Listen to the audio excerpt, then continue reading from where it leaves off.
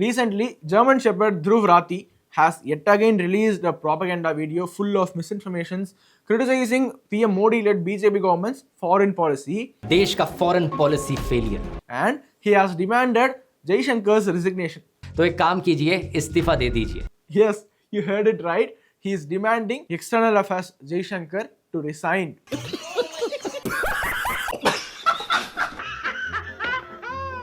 We all know that Dhruv Rathee is a joker, a liar and a propaganda master who has mastered the art of making people believe his stupid videos full of misinformations, and now he has crossed all the limits and has cracked a joke of the century. Not only century, let's say it's a joke of the millennium. Just like how Pakistan's fake marshal Asim Munir recommended Donald Trump for Nobel Peace Prize, we Indians can very well nominate German Shepherd Dhruv Rathee for the Joker of the Century Award and Joke of the Millennium Award. He deserves it. The biggest problem is not Dhruv Rathee himself, but his fans.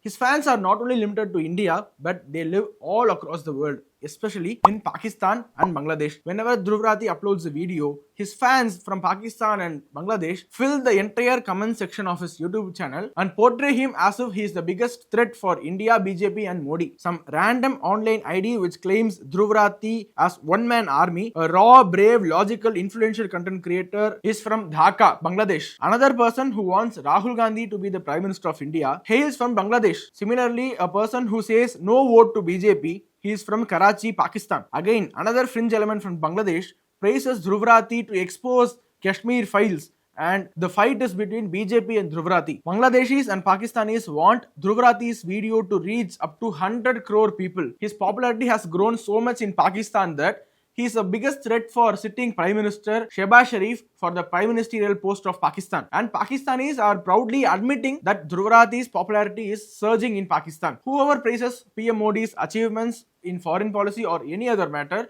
or criticizes Dhruv Rathee will be labelled as WhatsApp University, Sanghi, cow dung eater, Gomutra drinker or illiterate. Both Dhruv Rathee and his followers are thinking that he is the only sane, educated and literate content creator on the entire planet. All others are Gomutra drinkers, illiterates and WhatsApp University graduates. They are so busy portraying others, opponents of them who are pro-nationalism, pro-Narendra Modi, pro-BJP, pro-RSS and pro-Hindutva as Godi Media, which is just a propaganda wing of the BJP.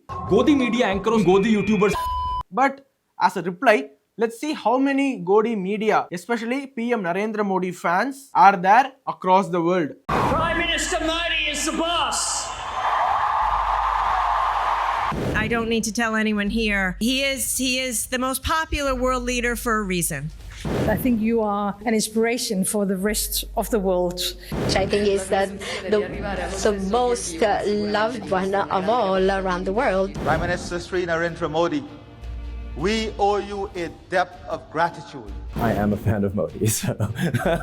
His vision for digital India, was ahead of its time. From the former American President Joe Biden calling PM Modi as a popular leader, Italian Prime Minister Giorgia Meloni calling him the favorite world leader, Australian PM Anthony Albanese calling Prime Minister Modi as a boss, and Elon Musk calling himself as a great Modi fan, I think PM Modi would have spent zillions and zillions of dollars to pay for these world leaders to praise him and talk in favor of him. Because that's what our German Shepherd Dhruv Rathee is claiming so. Whoever is praising Modi is a Godi Media. Then all these world leaders should have been paid to praise Modi, isn't it? Not just praising. Many nations have come forward to offer their highest civilian award to PM Narendra Modi. So far, 23 countries have conferred PM Modi with some of the highest civilian awards of their countries since 2016. Saudi Arabia, Order of King Abdulaziz; Afghanistan, the State of Order of Ghazi Amir Amanatullah Khan; Palestine, the Grand Collar of the State of Palestine; United Arab Emirates, Order of Zayed Award;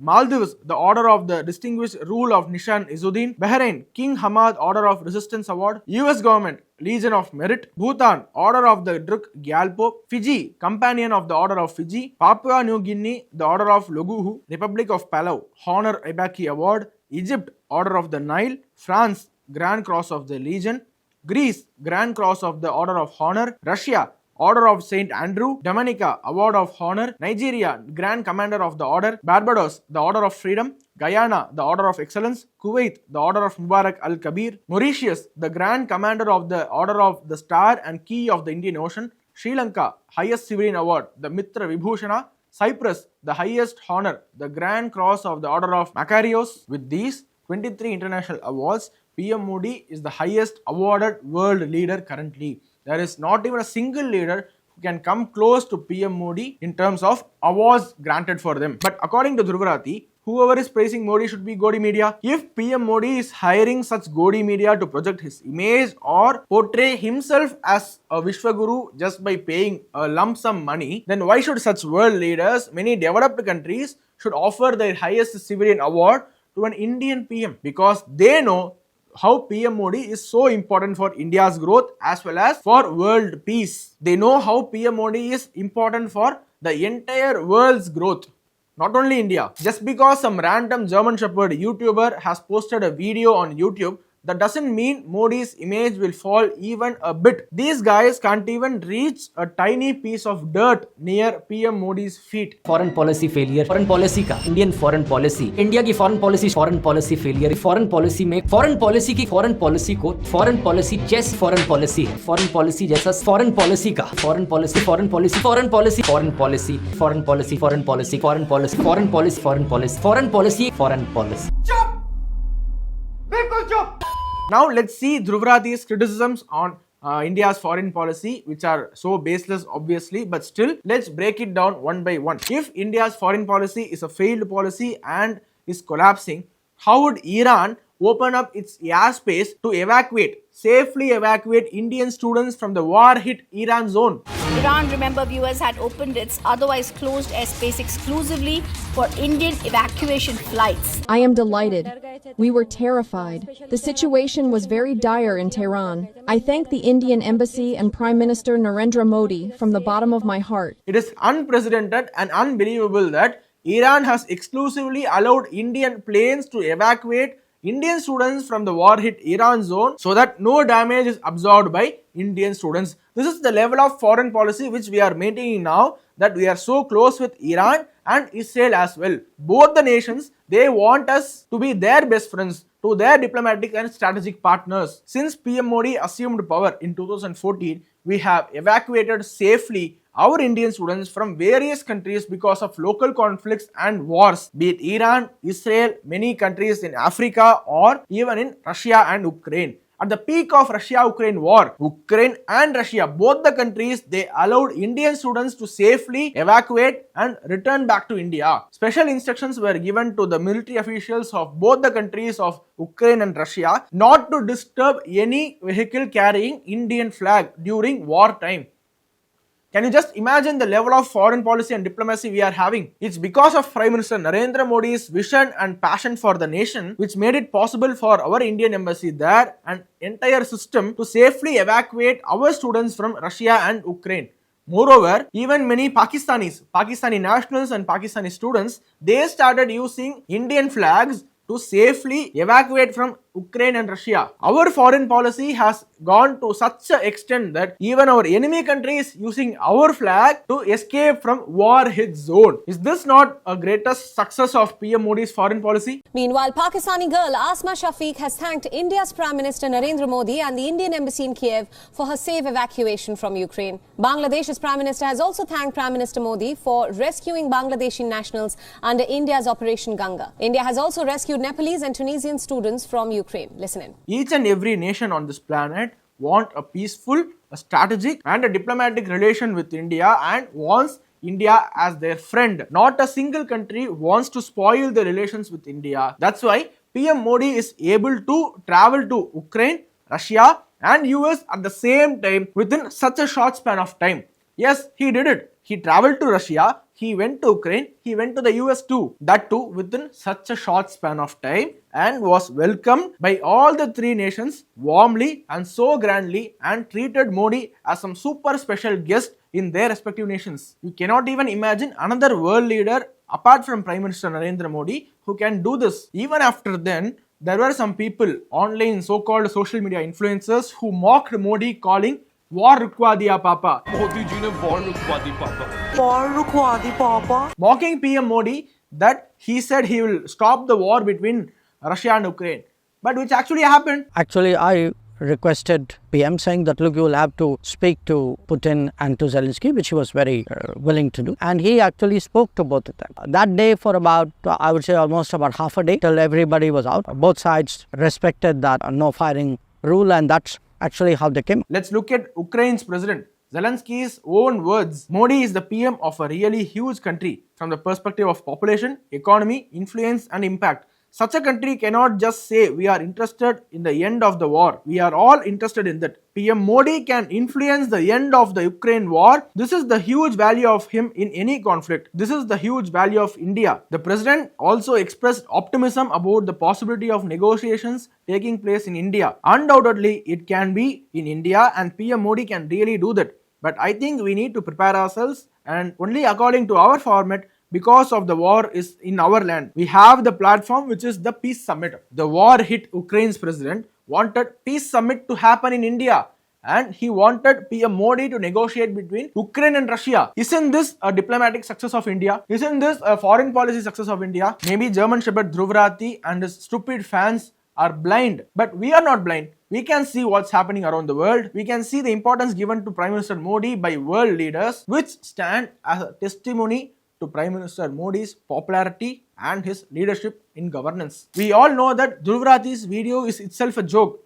but the biggest joke is that he is comparing PM Modi to former Prime Minister Manmohan Singh, claiming that Manmohan Singh handled India-Pakistan relations much better than PM Modi. Can there be a bigger joke than this? Doctor Manmohan Singh के समय देश की foreign policy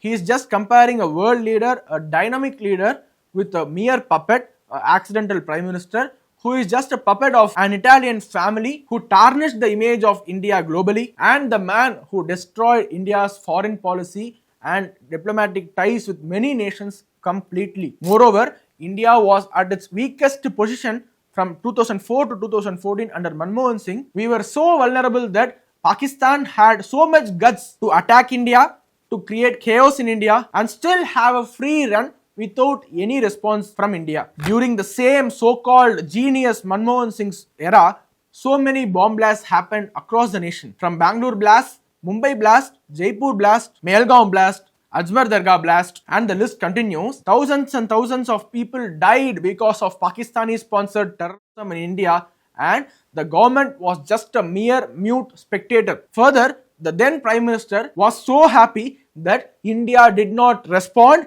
after the biggest terrorist attack on this country, 26/11. He said, I'm happy that India did not respond to Pakistan after 26/11 attack. Can there be a more cowardly decision than this? Can there be a more cowardly PM than this? There was pressure on me at that time. I resisted that pressure, and I think the decisions that I and our government took was on balance the right decision. And this Dhruv Rathee, German Shepherd, again, he's comparing our Prime Minister Narendra Modi with Manmohan Singh.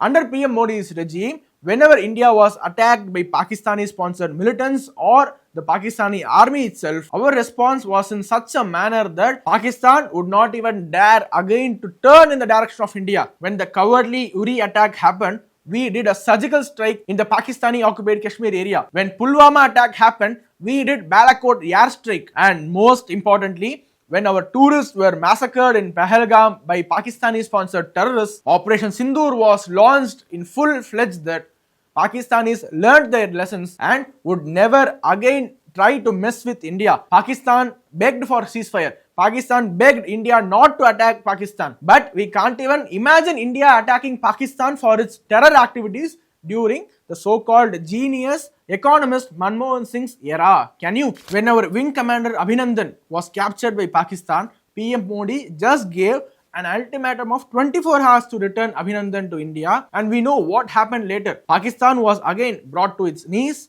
Abhinandan was safely returned to India. But as claimed by Dhruv Rathee, let's compare Indira Gandhi with Modi. Prime minister Indira Gandhi के समय में 1971 की war होती है, पाकिस्तान के दो हिस्से किए जाते हैं. Dhruv Rathee is praising Indira Gandhi for her might to break Pakistan into two pieces and create a new nation, Bangladesh. But there is also an unknown fact, an unknown story behind such victory. Yes, India won the war. Yes, 93,000 soldiers of Pakistan surrendered to India. Yes, it is the largest military surrender after World War II, which happened in 1971. But what did India achieve? Did India get back POK? Did India solve the chicken neck problem? Did India resolve international border disputes? No. Even after winning the war, India gained nothing because of Indira Gandhi's strategic failure, because of Indira Gandhi's ignorance. Rather than gaining, we lost.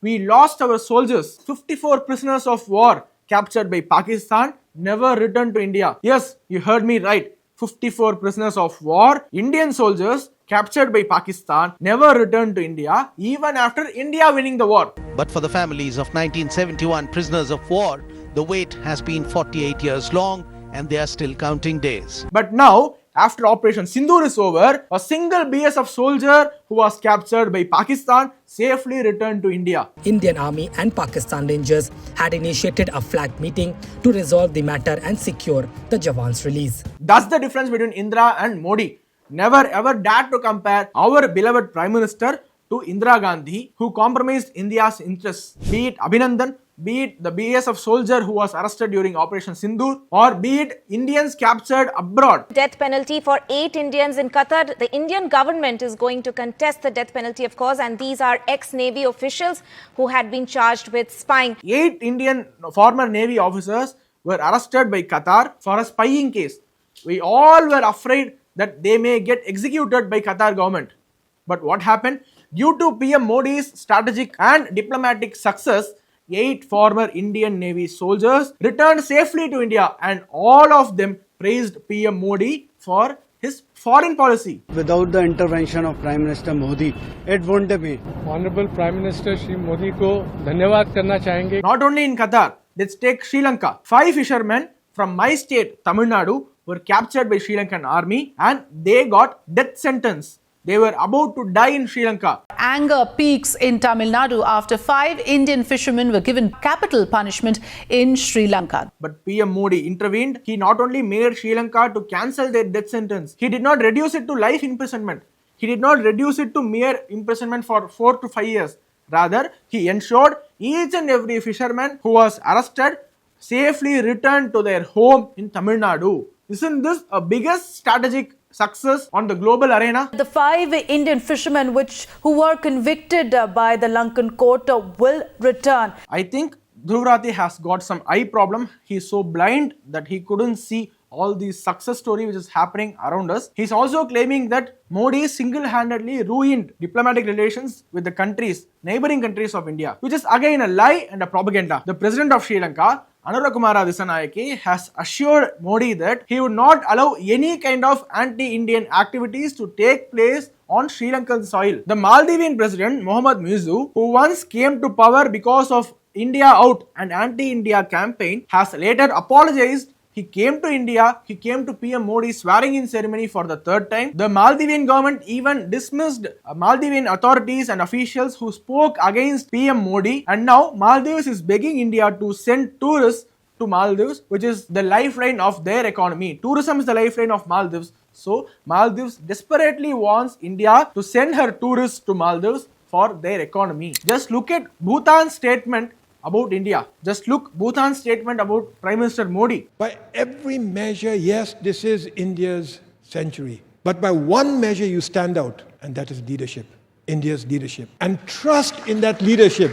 Not just Indians trusting India's leadership, but the global South especially trusting India's leadership. You choose the team, the India century, because of Prime Minister Modi's 3rd term, historic win. The global South looks to India for leadership, trusts in India's leadership. As a matter of fact, if there's anybody, any country that can sort out today's problems, it is India. Economic problems, the world looks to India as a market. The COVID pandemic, the world looked to India for vaccines and medicine. Even Russia and Ukraine, if there's any person who can sort it out, I do believe it is Prime Minister Modi.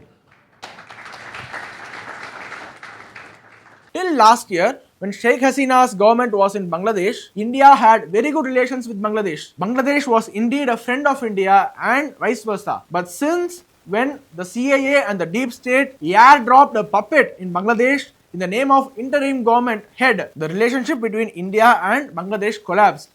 That's not because of Modi, it's because of an airdropped novice, a puppet of CIA and deep state, Mohammed Yunus. He is single-handedly responsible for spoiling all the relationship Bangladesh had with India. 7 states of India, eastern part of India, called Seven Sisters.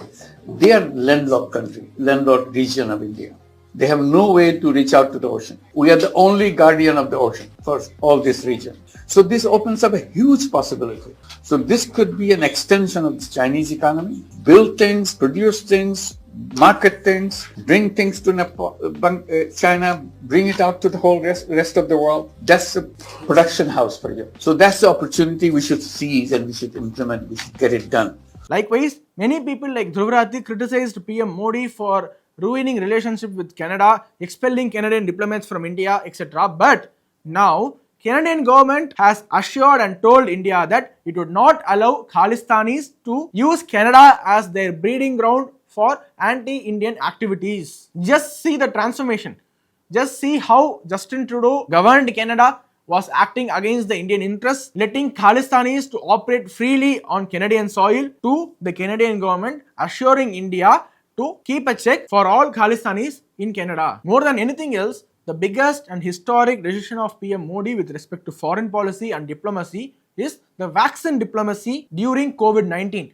India gave free vaccines to many countries without expecting anything in return, which is still considered to be one of the master strokes of PM Modi government. The Brazilian president's tweet went so viral then. He posted a picture of Hanumanji carrying Sanjeevani, thanking PM Modi that he saved Brazilian people just like how Hanumanji carried Sanjeevani and saved Rama and Sri Lakshmana's life. Not only Brazil, we saw another viral video of Papua New Guinea Prime Minister falling at the feet of PM Modi when he visited Papua New Guinea, thanking him to save the people of Papua New Guinea by providing vaccines free of cost at the time of global crisis, a global pandemic. Imagine an elected representative of a nation falling at the feet of another nation as a gesture of gratitude. Isn't this so heartwarming?